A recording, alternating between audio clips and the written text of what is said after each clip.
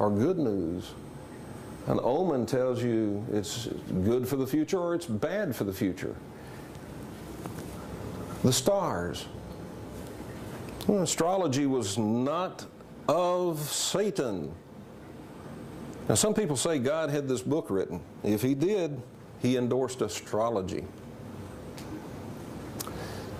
This is the first clue that the earth, which by the way in Hebrew, in the Hebrew language, the earth is called Eretz. Pretty close to earth, Eretz. This is the first clue it may not have been formed in its current position, because he says, let there be lights in the firmament of the heavens to divide day from night. Wherever the earth had been, it is possible that it was in another position, not in this solar system, and these stars were not visible. It is also possible that they were not visible. It was here in this solar system, but it was not visible. The stars were not visible because of all the space junk that was still left over from the collision. That's a possibility. So maybe this is a description of the space above us continuing to clear out. That's a possibility. But some scientists say that the earth was not originally in orbit around this sun. And this verse is another clue. It says, and God made two great lights, the greater light to rule the day and the lesser light to rule the night. So up until this point, all this has been going on. There was no sun. So this is why I say I think there's a possibility that it was just not here in this solar system. It got moved here.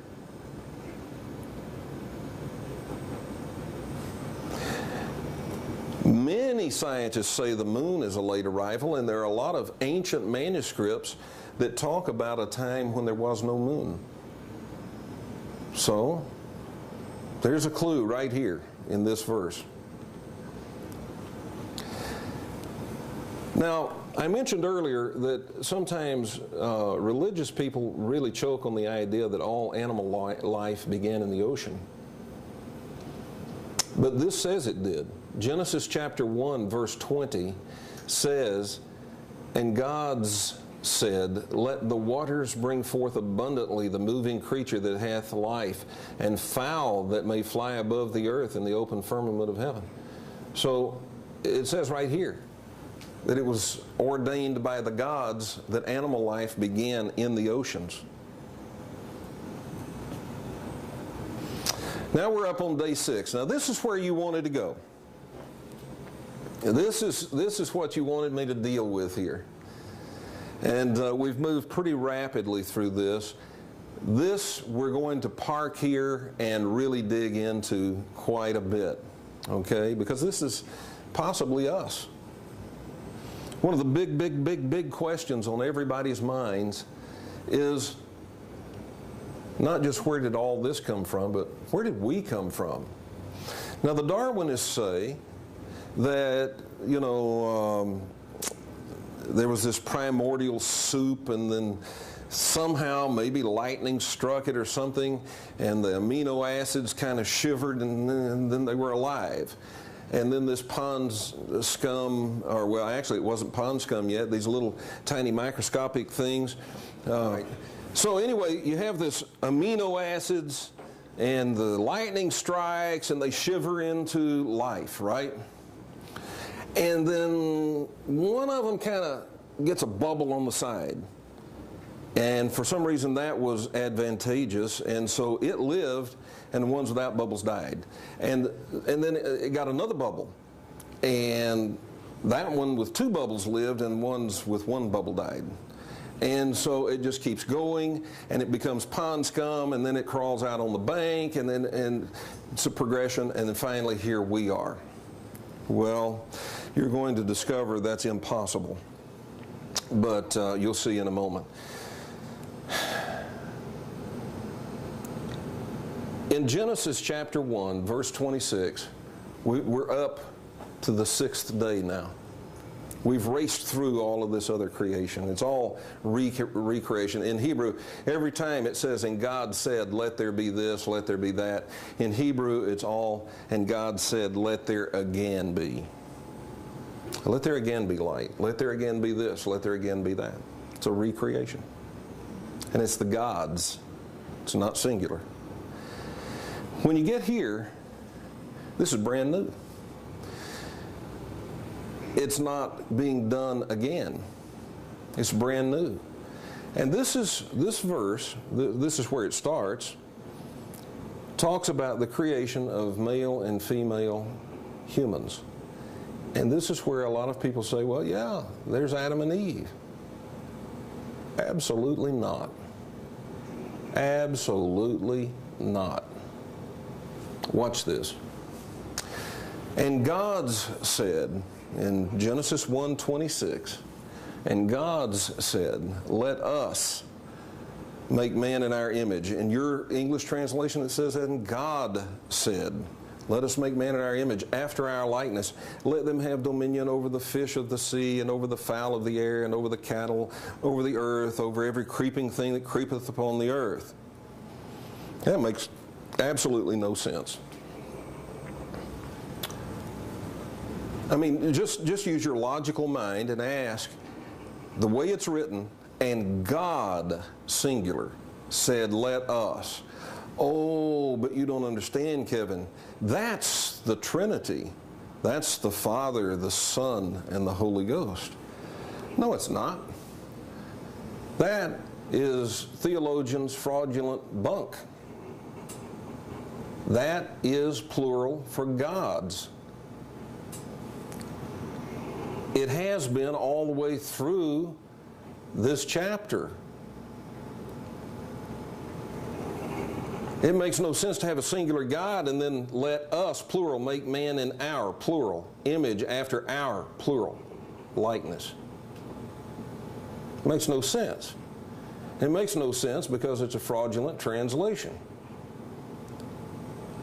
The word is Elohim. It's God's.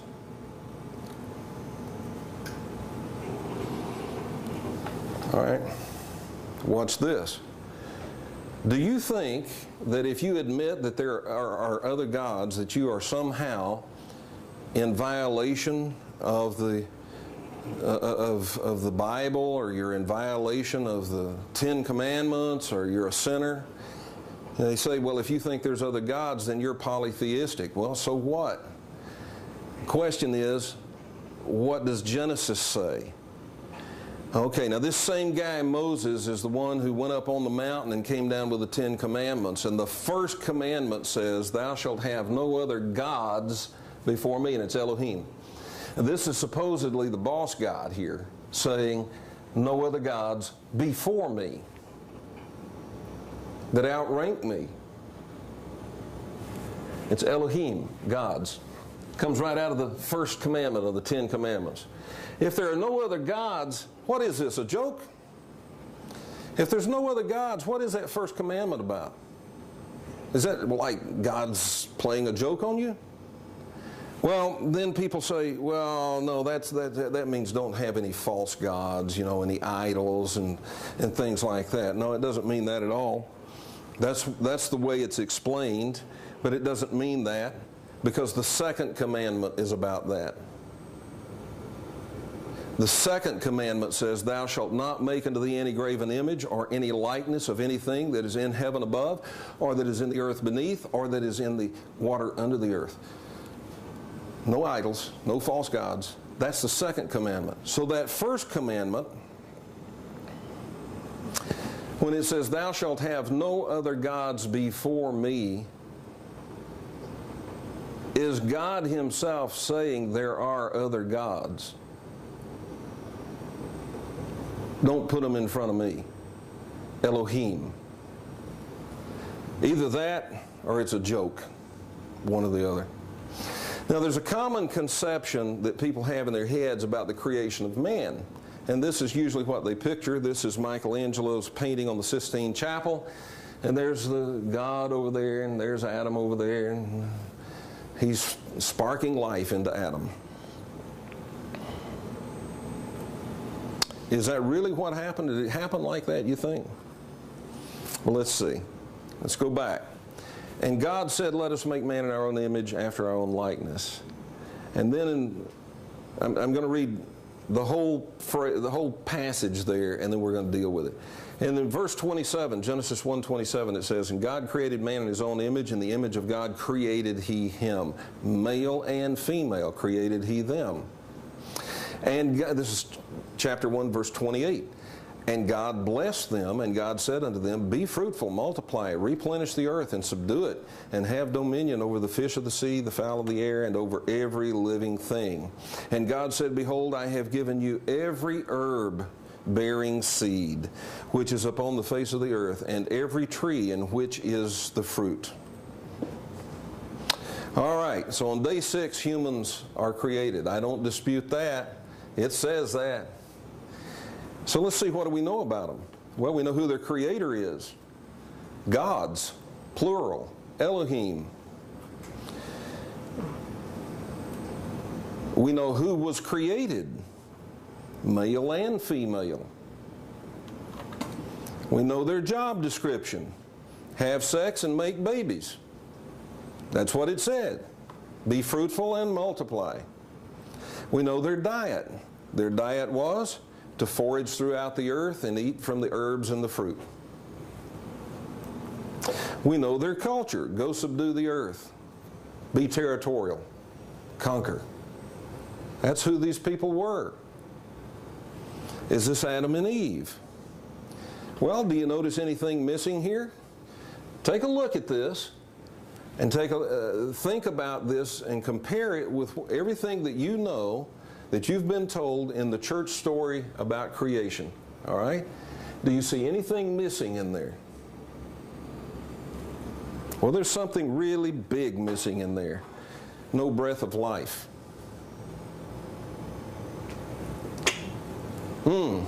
Seemed like Adam got one of those.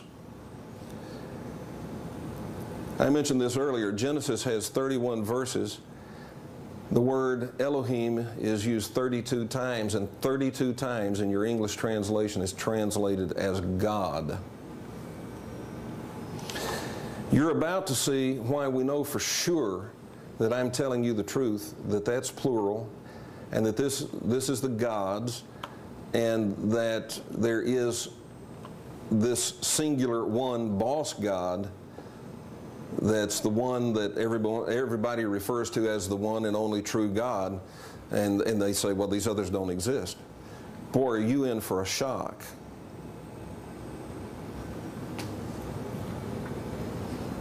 Again, before we get into it, I am the smith, and my kids with me, all of us together are the smiths. The word for God is El. Elohim is plural. That is El and all his kids.